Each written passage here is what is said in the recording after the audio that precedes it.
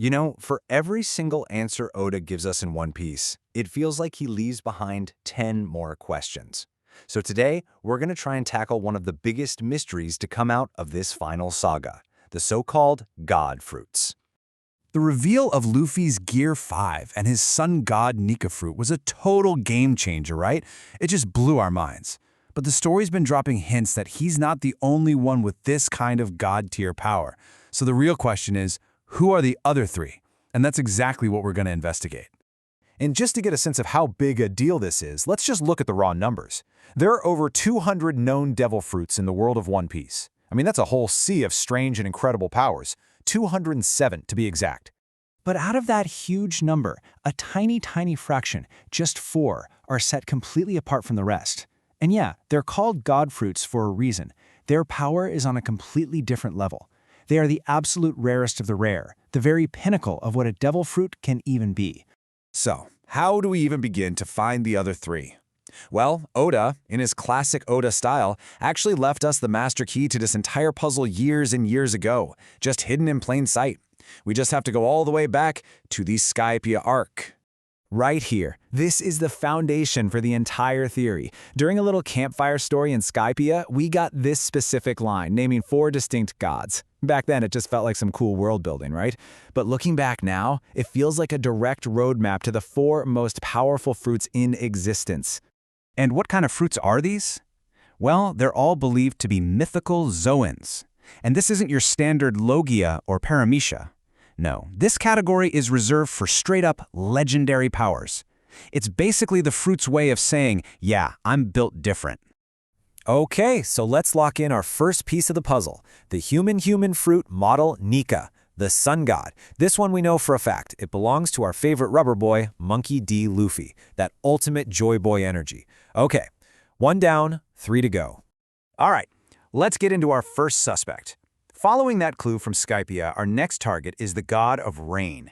So we need to be on the lookout for someone whose very presence is tied to dramatic, world-altering weather. So, when we open up that case file, one name just jumps right off the page. I mean, think about it. From his very first appearance back in Logtown, saving Luffy from Smoker, this man literally brings the storm with him. The evidence might be circumstantial, but man, it is incredibly consistent. And the idea that Luffy's own father also wields a god fruit? Come on, that adds a whole new layer to their entire story. Yeah, the theory overwhelmingly points to the leader of the Revolutionary Army, Monkey D. Dragon. His appearances are always marked by these sudden downpours, crazy winds, even lightning. It just fits way too perfectly. So for now, we're penciling him in as our god of rain. All right, 2 gods down, 2 to go. Our next name on the list from that Skypia prophecy is the god of the forest. For this one, we're looking for a character with a really undeniable, almost overwhelming connection to nature and plant life. You know, this one might actually be the most straightforward suspect of them all. The evidence for Admiral Greenbull, or Aramaki, is just written all over his character. The man can literally generate massive forests out of thin air. He is a walking, talking force of nature. His entire power set just screams God of the Forest. So, yeah, we can pretty confidently mark this one down. Admiral Greenbull and his Woods fruit align perfectly with the title of Forest God, which, you have to admit, is kind of crazy. It means the world government itself has a god-tier powerhouse in its ranks. And that brings us to the final piece of the puzzle, the last name from the Skypia prophecy. We have sun, rain, forest, and now earth. And let me tell you, this is the big one. This is the one that could change everything we think we know about the world's power structure. So who could possibly be the god of the earth? I mean, that title implies such a fundamental, foundational power, control over the very ground the world is built on. Who in this entire sprawling series could possibly hold a power of that magnitude? Well, the theory suggests it has to be the person at the absolute apex of power.